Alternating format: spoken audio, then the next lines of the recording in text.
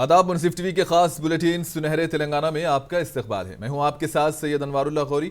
आगे बढ़ने से पहले नजर डालेंगे हेडलाइंस पर। 7 मौजूदा अरकान असेंबली टिकट से महरूम। केसीआर, कामारेड्डी और गजवेल से करेंगे मुकाबला। बीआरएस की पहली फहरिस्त जारी। 16 अक्टूबर को वरंगल में बीआरएस की बड़ी अवामी रैली। केसीआर करेंगे उसी रोज पार्टी का इंतखाबी मंशूर जारी।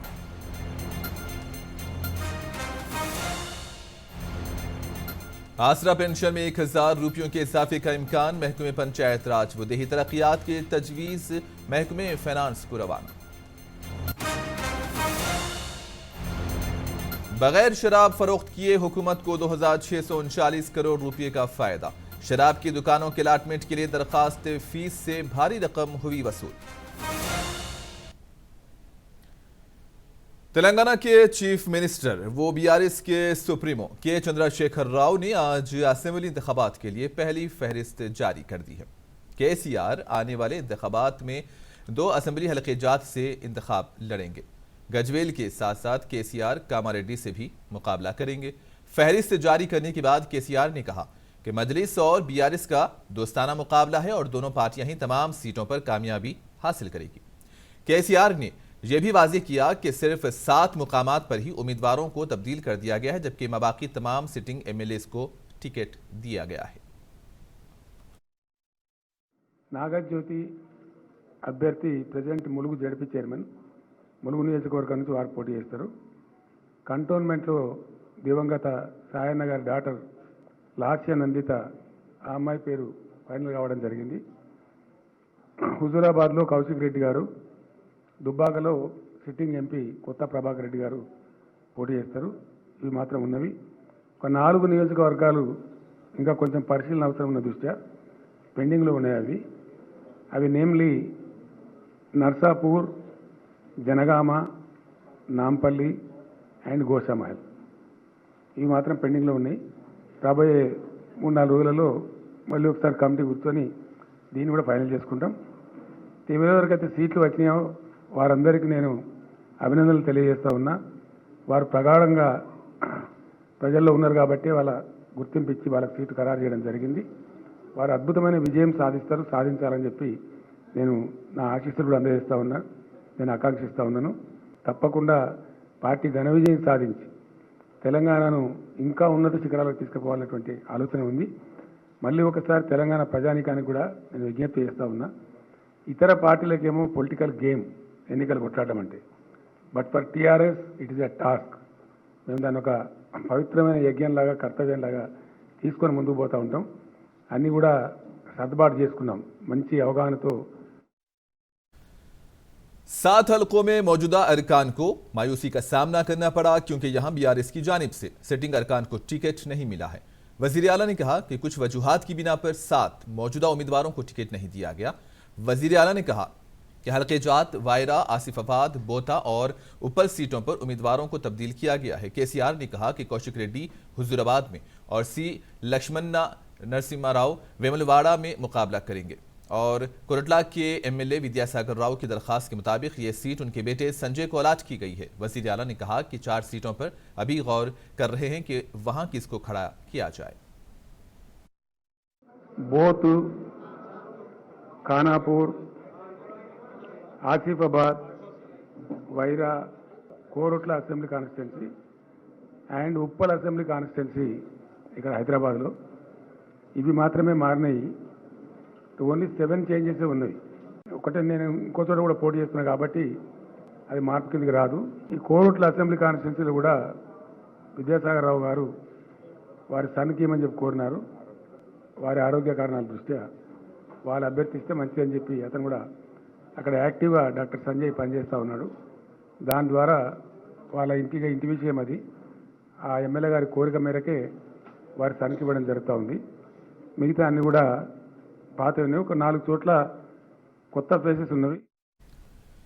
बीआरएस पार्टी में इख्तिलाफात अब खुलकर आया हो रहे हैं। मल्काजगिरी के रुकन असेंबली ने मायनमपल्ली हनुमंतराव ने कहा कि अगर उनके बेटे मायनमपल्ली डॉक्टर रोहित को मेदक हलके से टिकट नहीं दिया जाएगा तो वो और उनके बेटे आजाद उम्मीदवार के तौर पर इंतखाबात में हिस्सा लेंगे। मैनमपल्ली हनुमंत राव का यह कहना है कि उनके बेटे रोहित ने कोविड के दौरान अपनी जाती रकम 8 करोड़ रुपयों से लोगों की इमदाद की है। इन्होंने रियासती वजीर हरीश राव पर भी संगीन इल्जामात आयद किए और कहा कि हरीश राव मेदक को नजरअंदाज कर रहे हैं और आने वाले दिनों में हरीश राव को सबक सिखाया जाएगा। याद रहे कि आज बीआरएस की टिकटों में सिर्फ मलकाजगिरी से मैनमपल्ली हनुमंत राव को मौका दिया गया, जबकि उनके बेटे मैनमपल्ली डॉक्टर रोहित को टिकट नहीं दिया गया। अब देखना यह है कि क्या बाप और बेटे दोनों आजाद उम्मीदवार के तौर पर इलेक्शन लड़ेंगे। मैनमपल्ली के तबसरे पर वजीर आला केसीआर ने कहा कि मुखालिफ पार्टी सरगर्मियों में कितना भी बड़ा लीडर क्यों ना हो, उसे बख्शा नहीं जाएगा। ఏ విధంగా అతను రబ్బర్ చెప్పులతో వెల్బా హాస్టల్కి వచ్చిన రోజులు మరి మర్చిపోయాడు, ట్రంక్ డబ్బాతో వచ్చాడు. ఇవాళ ఏ స్థాయిలో ఉన్నాడు హరీష్ రావు అవన్నీ కూడా గమనించాలా. 100కి 100 పాళ్ళు హరీష్ రావుకు బుద్ధి చెప్తాను. ఈసారంటే నాకు టైం లేదు. మెదక్ కాన్సన్ట్రేట్ చేస్తాను, మల్కాజ్గిరి కాన్సన్ట్రేట్ చేస్తాను.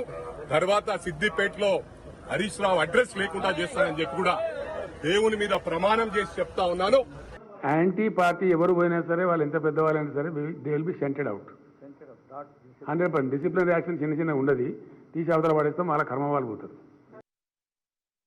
మరి ఆ విధంగా बीआरएस के सुप्रीमो केसीआर ने ऐलान किया कि 16 अक्टूबर को वरंगल में बीआरएस की एक बड़ी अवामी रैली का इनेकाद किया जाएगा और इस रैली में बीआरएस के इंतखाबी मंशूर को भी जारी किया जाएगा। केसीआर ने कहा कि इस रैली में 10 लाख लोगों को शरीक किया जाएगा। यह रैली 150 से 200 एकड़ पर मुनक्किद होगी। ఇదే కాంగ్రెస్ పార్టీ పోయిన ఎన్నికలలో మేము 2 లక్షల రుణం ఒకటేసారి మాఫీ చేస్తామని చెప్పారు.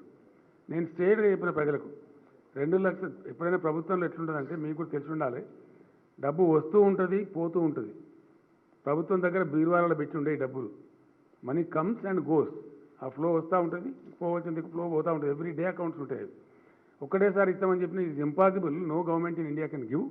మేము 1 లాక్ రూపీసే మాఫీ చేస్తాం రుణము, ప్లస్ విడతల వారీగా చేస్తామని చెప్పిన కాంగ్రెస్ పార్టీని ప్రజలు నమ్మలేదు, మమ్మల్ని నమ్మింది.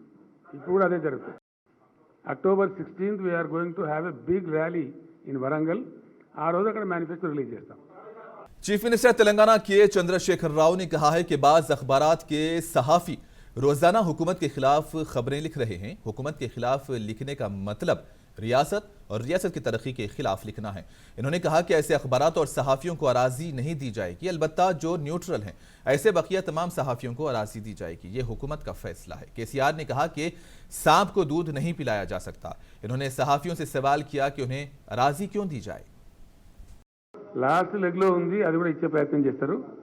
కొన్ని పేపర్లు మనం విషయం విలేకరులకు మాత్రం ఇయ్యం, మిగతా అందరికి ఇస్తాం. న్యూట్రల్గా ఉన్న వాళ్ళకి ఇస్తాము. ఎవరైతే రోజు ప్రభుత్వం మీద రాష్ట్ర ప్రగతి మీద విషయం చెబుతున్నారో ఆ విలేకరులకు మాత్రం ఇయ్యం. It's our decision, government discussion కదా. పొద్దున లేస్తే మాకు వ్యతిరేక వార్త మాకంటే రాష్ట్రానికి, రాష్ట్ర ప్రగతిని విఘాతం కలిగించే శక్తులకు ఎందుకు ఇస్తామండి, ఎందుకు ఇవ్వాలి? The best state in India, the best growth in India అని ఆర్బీఐ రిపోర్ట్లు వస్తాయి, నీతి ఆయోగ్ రిపోర్ట్లు వస్తాయి. పార్లమెంటులో మంత్రులు, కేంద్ర మంత్రులు లిఖితపూర్వక సమాధానాలు ఇస్తారు. అయినా కూడా మేము ఒకటే రొడ్డ కొట్టడం కొడతాం, మా ఇష్టం మీద రాస్తామండి. అదేం పేపర్ అండి, ఇది మళ్ళీ పేపర్. डबल बेडरूम मकान के लिए तेलंगाना के वजीर आला की जाली दस्तखत का मामला सामने आया। बताया जा रहा है कि रियासती वजीर का फर्जी लेटर हेड तैयार करके सिफारिशनामा जिले संगारेड्डी के कलेक्टर को पेश किया गया था और इस मामले में 2 अफराद के खिलाफ हैदराबाद की बंजारा हिल्स पुलिस ने क्रिमिनल केस दर्ज किया। पुलिस का कहना है कि हाल ही में जिले संगारेड्डी के कलेक्टर को रियासती वजीर पंचायत राज दयाकर राव के नाम से एक सिफारिशी मकतूब वसूल हुआ। ओहदेदारों ने गौर किया कि साबिक में कभी भी इस तरह के सिफारिशनामे रवाना नहीं किए गए थे। ओहदेदार ने रियासती वजीर के दफ्तर को इसकी इत्तला दी। मालूमात पर पता चला कि ये सिफारिशनामे जाली हैं और ये भी पता चला है कि नकली सिफारिशनामे अमीनपुर मंडल के एक मौजे से ताल्लुक रखने वाले गौस पाशा और शेखर ने तैयार किए थे। यह भी पता चला है कि नकली सिफारिशनामे के साथ साथ वजीर की भी नकली दस्तखत की गई है। रियासती वजीर के ओएसडी डॉक्टर राजेश्वर राव ने इस सिलसिले में बंजारा हिल्स पुलिस स्टेशन में एक शिकायत दर्ज करवाई, जिस पर पुलिस ने मुकदमा भी दर्ज किया। चीफ मिनिस्टर केसीआर की जानिब से आसरा पेंशन में इजाफे के एक दिन बाद ही अब इस पर अमलावरी की पहल शुरू हो चुकी है और महकमे पंचायत राज व देही तरक्कियात ने इस सिलसिले में आसरा पेंशन को 2016 रुपयों से बढ़ाकर 3016 रुपये करने की तजवीज़ महकमे फाइनेंस को रवाना की है। महकमे पंचायत राज व दही तरक्यात के तखमीने के मुताबिक आसरा वज़ाइफ में इजाफे से सरकारी खजाने पर 450 करोड़ रुपयों का इजाफी बोझ आयद होगा। याद रहे कि गुज़िश्ता माह माजूर अफराद को दिया जाने वाला 3016 रुपये पेंशन को बढ़ाकर 4016 रुपये कर दिया गया है।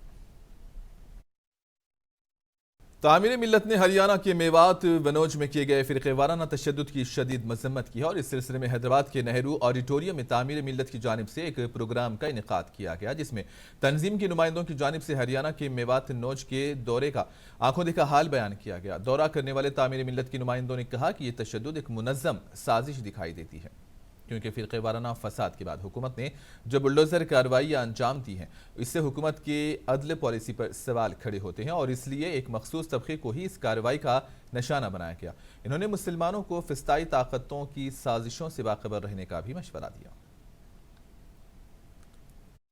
फैसलाबाद असेंबली हल्के से बीआरएस पार्टी की जानिब से एम आनंद को दोबारा से टिकट दिया गया है। एम आनंद को दोबारा टिकट देने पर बीआरएस पार्टी के कायदीन ने जश्न मनाया और रुकने असेंबली एम आनंद को मुबारकबाद दी।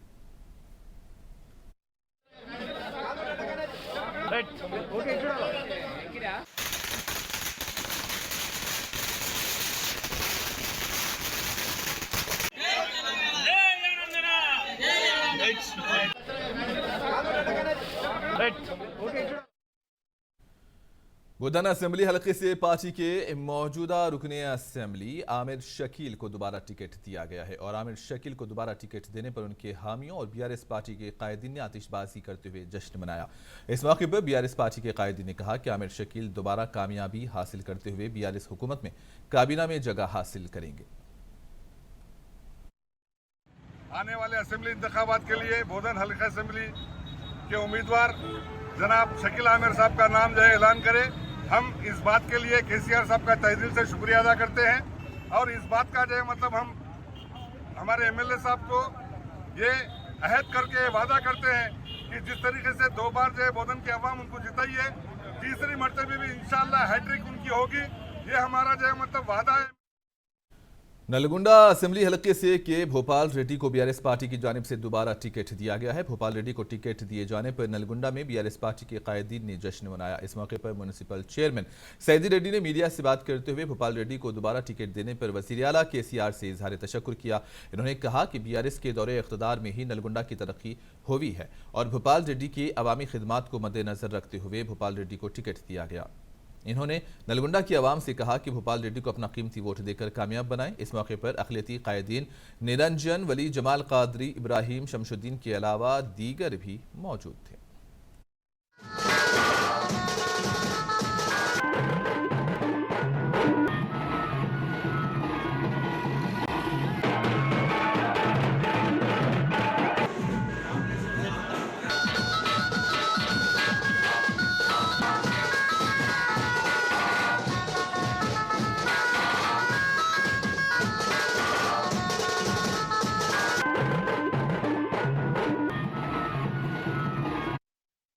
ఎన్నడూ లేని విధంగా నల్గొండ పట్టణం అభివృద్ధి జరిగిందని తెలియజేస్తా ఉన్నాను.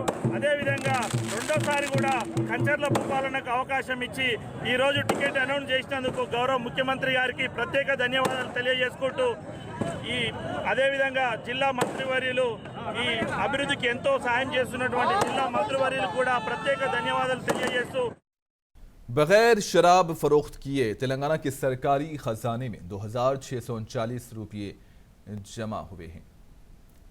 एक नए रिकॉर्ड में हुकूमत तेलंगाना को रियासत में शराब की दुकानात के अलाटमेंट के लिए दरखास्त फीस के तौर पर 2639 करोड़ रुपये की आमदनी हुई है। रियासत भर में 2620 शराब की दुकानात के लिए जुमला 1,31,954 दरखास्तें वसूल हुई हैं। काबिल गौर बात यह है कि महकमे एक्साइज ने शराब की एक बोतल फरोख्त किए बगैर ये रकम कमाई है। ये रिकॉर्ड आमदनी दरखास्त फीस की नाकाबिले वापसी के तहत हुई है। महकमे एक्साइज ने 1 दिसंबर 2023 से नवंबर 2025 तक लाइसेंस की इजराई के लिए दरखास्तें तलब की थी। 2014 में तश्कील तेलंगाना के बाद मौसूला दरखास्तों की यह सबसे बड़ी तादाद है। 2 साल कबल 2021 में हुकूमत को 69,000 दरखास्तें वसूल हुई थी और दरखास्त फीस जो नाकाबिले वापसी थी के तहत हुकूमत को 1,350 करोड़ रुपये की आमदनी हुई थी और शॉप लाइसेंस के तौर पर 3,500 करोड़ रुपए की आमदनी हुई थी। साल 2023-25 की शराब की नई पॉलिसी के तहत हर दरखास्त फार्म के साथ फीस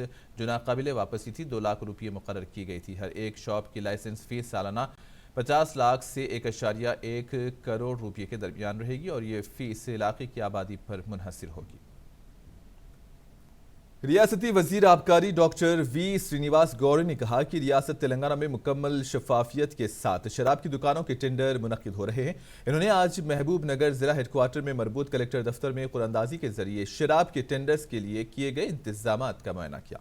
बादजा इन्होंने मीडिया के नुमाइंदों को ये बताया कि रियासत भर में शराब की 2620 दुकानें हैं, जिसमें 22 दुकानों के लिए कम दरखास्तें मौसूल हुई हैं और इसको अलग रखकर 2598 शराब की दुकानों के लिए मुकम्मल शफाफियत के साथ कुरानंदाजी के तर्ज पर टेंडर्स निकाले गए। తెలంగాణలో 2620 గాను 22 షాప్స్లలో తక్కువ అప్లికేషన్ వచ్చినందుకు అక్కడ ఏదైనా సిండికేట్ అయిందా లేదంటే ఏదైనా కలిసి ముక్కుమడిగా లేదా అండర్స్టాండింగ్లా ఉన్నాయా దాని మీద ఎంక్వైరీ చేయడానికి చేసిన కనుక ఆ ఎంక్వైరీ చేసి మళ్ళీ కాల్ చేసి చేస్తారు. మిగతా అన్ని 2509 షాపులకు ఈరోజు లాటరీ ద్వారా తీయడం జరుగుతుంది.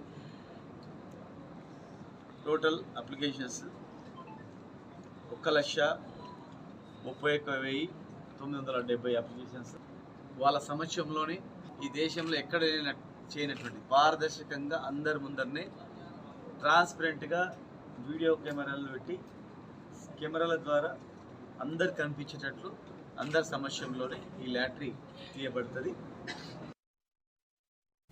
हनमकुंडा जिले में शराब की दुकानात के अलाटमेंट के इंतखाब का अमल पुरअमन तरीके से जारी है। कलेक्टर सक्ता पटनायक ने अम्बेडकर भवन में शराब की दुकानात के लकी ड्रॉ को अंजाम दिया। हनुमाकुंडा जिले में 65 दुकानात के लिए 5858 दरखास्तें मौसूल हुई। शराब की दुकान के लाइसेंस दहिंदगान का इंतखाब कलेक्टर सक्ता पटनायक और महकमे एक्साइज के अफसरान लकी ड्रॉ के जरिए अंजाम दे रहे हैं।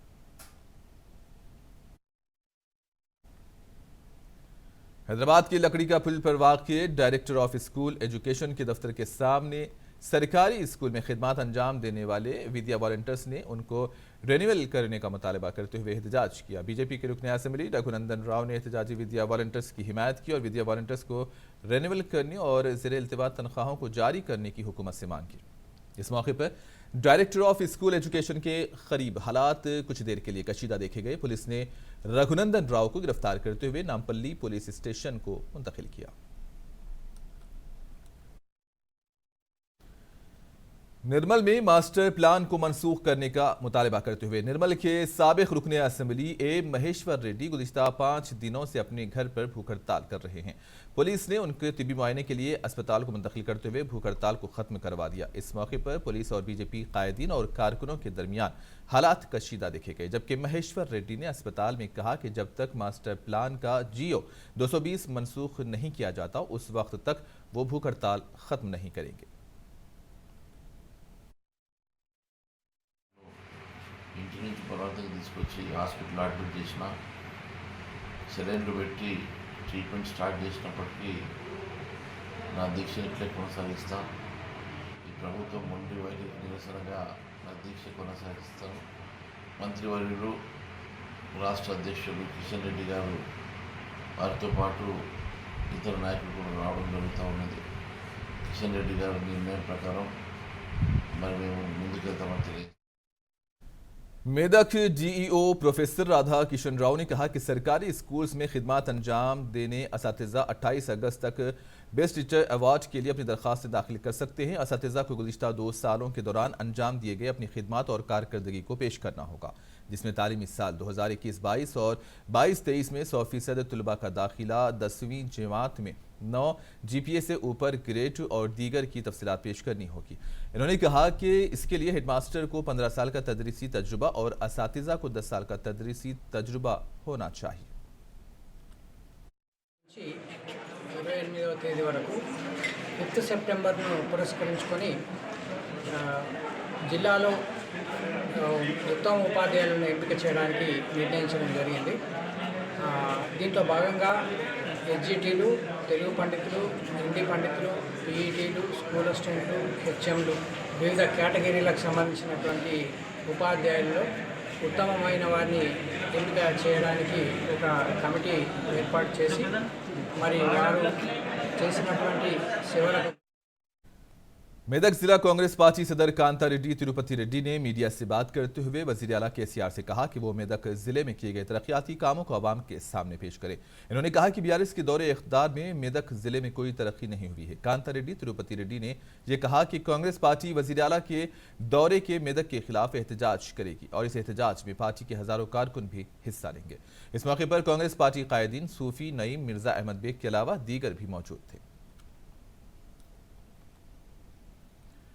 विकाराबाद के रुकने असेंबली डॉक्टर एम आनंद ने 24 अक़लियती अफराद में 1 लाख रुपयों के चेक्स को तकसीम किया।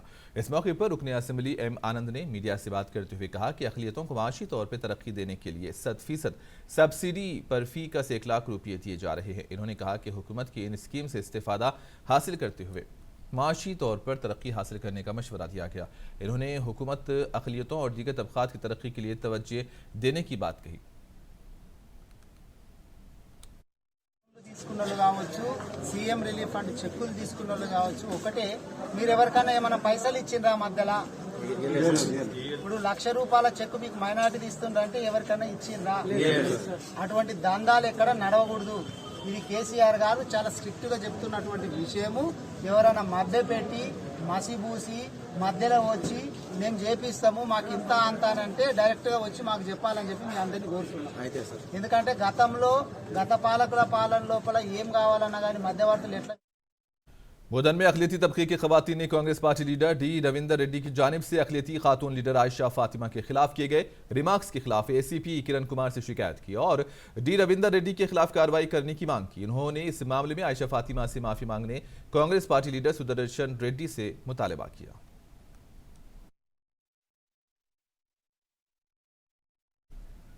नागर कर्नूल जिले के अमराबाद मंडल में गुज़िश्ता 3 साल से Srisailam underground lift line Telangana electricity जिनको सेंटर में पेश आने वाले वाक़े की याद में श्रीसलम लिफ्ट पावर हाउस के चीफ इंजीनियर सूर्य नारायणा की क़ियादत में बरक़ी हादसे में शहीद होने वालों को खिराज अक़ीदत पेश किया गया। इस मौके पर महकमे बिजली के मुलाजिमीन ने उनकी खिदमात को याद किया। इस मौके पर श्रीसलम लिफ्ट पावर हाउस के आला अहदेदारान और मुख्तलिफ मजदूर यूनियंस के कायदीन ने शिरकत की। विकाराबाद जिले के तांडूर विनायक चौक पर वाक़े एक सुपरमार्केट में चोरी की वारदात पेश आई। सारिकीन ने सुपरमार्केट का शटर तोड़कर अंदर दाखिल होकर सुपरमार्केट में मौजूद नकद रकम और दीगर अशिया का सरका किया। इस वाक़े की इत्तला के बाद पुलिस मकामी वाक़े पर पहुंची और तफसीलात से वाकिफियत हासिल की। इस मामले में एक केस दर्ज किया और CCTV फुटेज के जरिए सारिकीन की तलाश जारी है। तेलंगाना में आइंदा 24 घंटों के दौरान बाज़ मुकामात पर गरज और चमक के साथ बारिश का इम्कान है। महकमे मौसमियात ने कहा है कि 27 अगस्त तक रियासत के बाज़ मुकामात पर हल्की तवसत या फिर गरज चमक के साथ बारिश का इम्कान है। जुनूब मगरिब मानसून तेलंगाना में कमज़ोर हो गया है और इस रिपोर्ट में कहा गया है कि रियासत में गुज़िश्ता 24 घंटों के दौरान चंद मुकामात पर बारिश हुई है।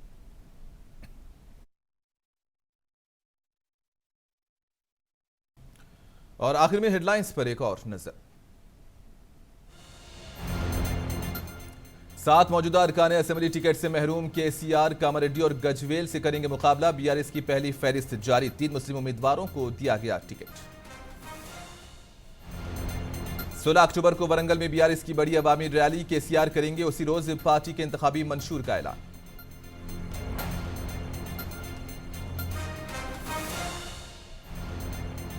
आसरा पेंशन में 1000 रुपयों के इजाफे का इम्कान, महकमे पंचायत राज व देही तरक्कियात की तजवीज, महकमे फाइनेंस को रवाना।